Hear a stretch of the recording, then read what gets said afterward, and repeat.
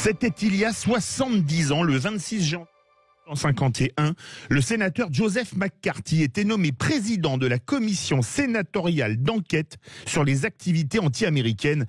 De son action va naître un concept politique, le McCarthyisme. Nous sommes en compagnie d'André Caspi, historien, spécialiste de l'histoire des États-Unis et professeur émérite à la Sorbonne. André Caspi, bonjour. Bonjour. Bienvenue sur Sud Radio. On va déjà commencer par la vie de McCarthy. Après avoir passé 3 ans comme officier de renseignement dans les Marines pendant la guerre du Pacifique, il est élu par surprise sénateur du Wisconsin en 1946 sous l'étiquette républicaine. Oui, c'est vrai, mais vous savez, auparavant, McCarthy a eu une carrière un peu bizarre. En 1935, il a obtenu le diplôme d'avocat. Mais comme le barreau lui rapporte moins que le poker, ce qui l'attire avant tout, c'est la politique. Alors en 1939, il réussit à se faire élire juge de la 10e circonscription du Wisconsin, puis la guerre éclate, McCarthy est mobilisé, il accède au grade de sous-lieutenant. Mais malheureusement, ou heureusement pour lui, il n'a pas l'occasion de participer à la bataille. Stationné sur un îlot du Pacifique, il se distrait en mitraillant les noix de coco. Et démobilisé, il retourne à la vie politique. Alors en 1946, comme vous l'avez rappelé, il est élu à l'un des 2 sièges de sénateur de l'État du Wisconsin. Et pour cet homme de 38 ans, c'est la gloire. Alors justement, les sommets de la vie politique. Justement, c'est étonnant qu'il arrive à se faire élire parce qu'il a passé pendant la guerre une fracture de la cheville lors d'une fête pour une blessure de guerre, a écrit une fausse lettre de recommandation en faisant croire qu'elle était de l'amiral Chester Nimitz. De plus, il n'a fait que 11 missions, vous l'avez dit, en 3 ans comme mitrailleur de queue, ce qui lui vaudra le surnom sarcastique de Tail Gunner Joe, Joe le mitrailleur de queue. C'est fou qu'il ait pu faire une carrière politique aux USA avec un tel passif. Vous savez, d'abord, il est élu républicain, mais auparavant, il avait été démocrate, c'est-à-dire il est passé d'un parti à l'autre.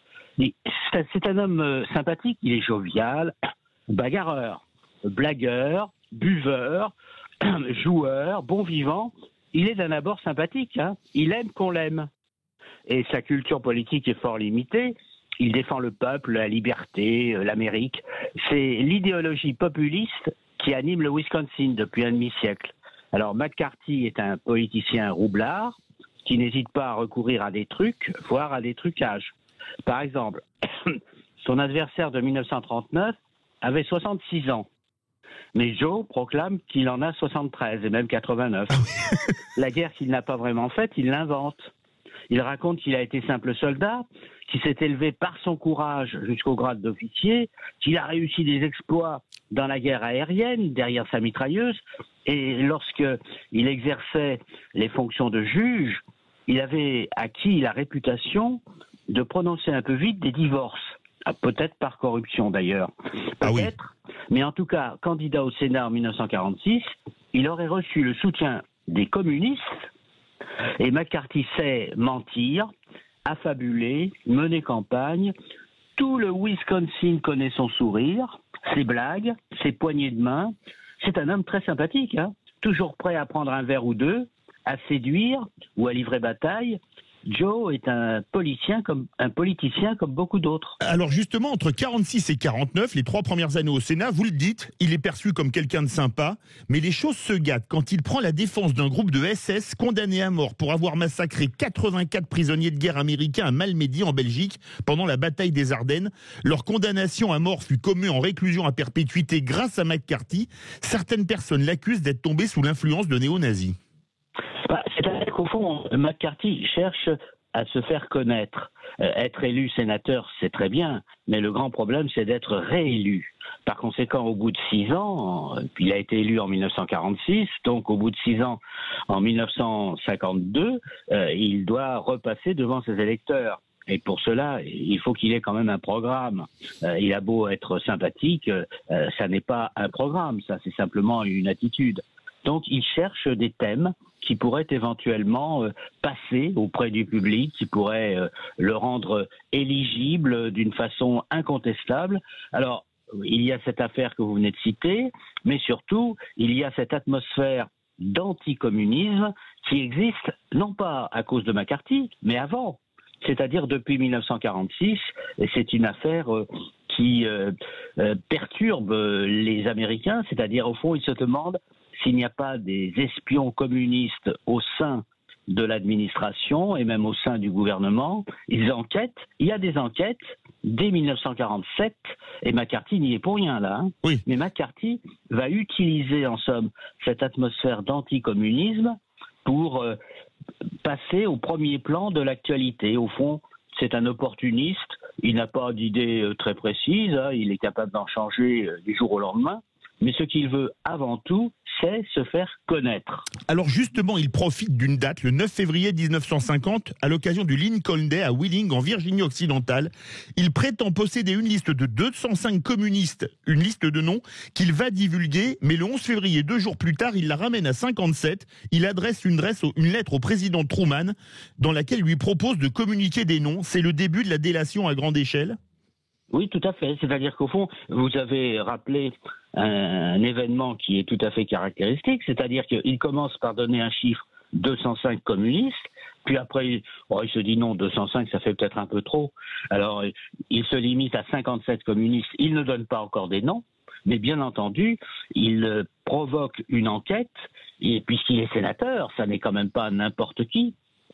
Et on va en somme le suivre en se disant mais c'est pas possible, que se passe-t-il? Les journaux s'en mêlent. Alors vous devinez que à cette époque où la presse écrite est extrêmement importante, il est évident que ça fait les gros titres et McCarthy est très content parce que il est à la tête d'une croisade anticommuniste. Enfin, il va être connu sur le plan national. Justement, un mois plus tard, après ces propos fracassants, on crée une commission, la commission Tydings, dirigée par le général Millard Tydings, qui déclare le 24 juillet, après l'enquête, que son rapport est une fraude et un canular.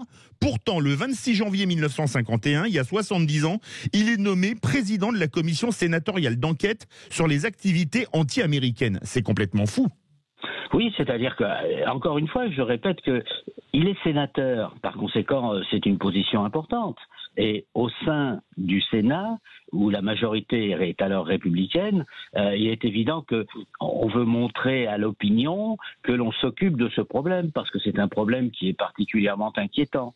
Ça voudrait dire en somme que dans cette période où les États-Unis s'opposent à l'Union soviétique, il y a en Amérique même, des espions soviétiques qui apprennent tout et n'importe quoi, qui vont tout transmettre à Staline, et qui, alors en somme, le rôle de McCarthy, c'est d'empêcher cela. Et pour satisfaire l'opinion, la majorité républicaine le désigne pour présider cette commission des activités anti-américaines. Mais je le répète, il y a déjà eu des enquêtes qui ont été faites 5 ans plus tôt. C'est-à-dire qu'au fond, c'est une suite logique. C'est-à-dire on est dans une atmosphère d'inquiétude et d'inquiétude profonde à l'égard de la pénétration que le communisme a pu réussir au sein de la société américaine. Alors, surprise, en 52, le républicain Eisenhower remplace le démocrate Truman, mais c'est pas une bonne chose pour McCarthy, parce que Eisenhower ne supporte pas ses attaques contre le général Marshall, avec qui il a organisé la guerre en Europe moins de 10 ans avant. C'est-à-dire qu'au fond, Eisenhower, c'est quand même une personnalité d'un tout autre niveau que McCarthy. Eisenhower, c'est le grand vainqueur de la Seconde Guerre mondiale. C'est quand même celui qui a conduit les Américains jusqu'en Allemagne, qui a réussi le débarquement en Normandie. Bref, c'est le chef suprême. Et s'il est élu président des États-Unis en novembre 1952, c'est précisément en raison de sa réputation, de son prestige, de sa personnalité. Ça n'est pas du tout au niveau de McCarthy.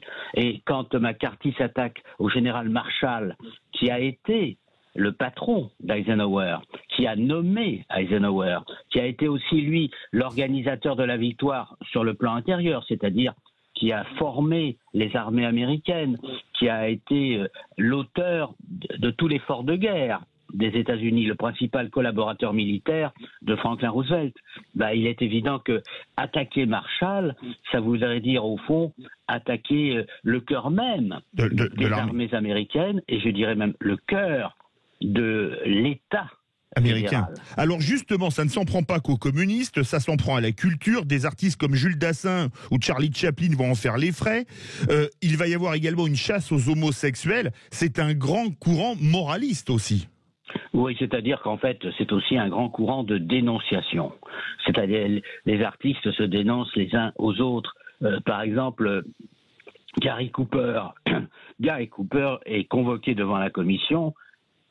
Il a juré en 1947 qu'il a refusé des scénarios imprégnés d'idées communistes. Ah oui. Mais il a oublié les auteurs et les titres. Un autre acteur qui était très célèbre à l'époque, qui s'appelle Adolphe Manjou, il est plus ferme. Sa définition du communiste mérite de passer à la postérité. C'est un homme, dit-il, qui assiste à une réunion avec Paul Robeson. Paul Robeson, c'était un grand chanteur noir. Et qui assiste à une réunion avec Paul Robeson et qui applaudit. Et Leila Rogers, qui est la mère de Ginger Rogers, dit qu'elle a toujours été très prudente dans le choix de ses rôles.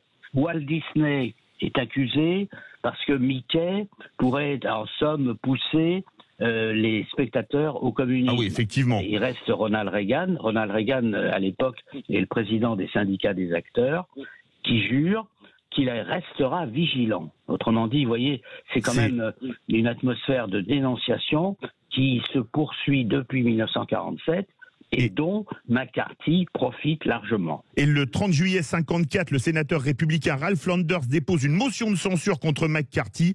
Le 2 août, le Sénat constitue une commission bipartite, blâme à McCarthy le 2 décembre, marginalisé dans les milieux politiques, déconsidéré, il sombre dans l'alcoolisme et meurt en 57, et c'est vraiment la fin du McCarthyisme.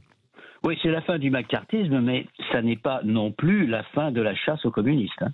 C'est-à-dire qu'on continue à le faire, mais d'une manière qui est moins ridicule, qui est moins spectaculaire que la méthode suivie par McCarthy. McCarthy a déconsidéré le McCarthyisme. Et tant mieux d'ailleurs, parce que c'était une atmosphère insupportable. Bien sûr, il y avait sans aucun doute une influence communiste aux États-Unis, mais beaucoup moins forte que ne le pensait McCarthy ou que le disait McCarthy. C'était une influence, en somme, qui résultait tout simplement de l'époque, mais qui en aucun cas ne menaçait les États-Unis de l'État fédéral ou des États de l'Union. Merci beaucoup André Caspi, spécialiste de l'histoire des États-Unis et professeur émérite à la Sorbonne, de nous avoir éclairé sur le McCarthyisme. Merci beaucoup à vous dans C'était il y a. Dans la prochaine demi-heure, le livre du dimanche, Dans la tête de Zidane, de Sabine Caleb-Gary, psychanalyste et fan de football, et c'est un livre génial. La sélection musicale de Bruno Dubois, bien évidemment, et on va parler du phénomène de bande avec Michel Fils, sociologue.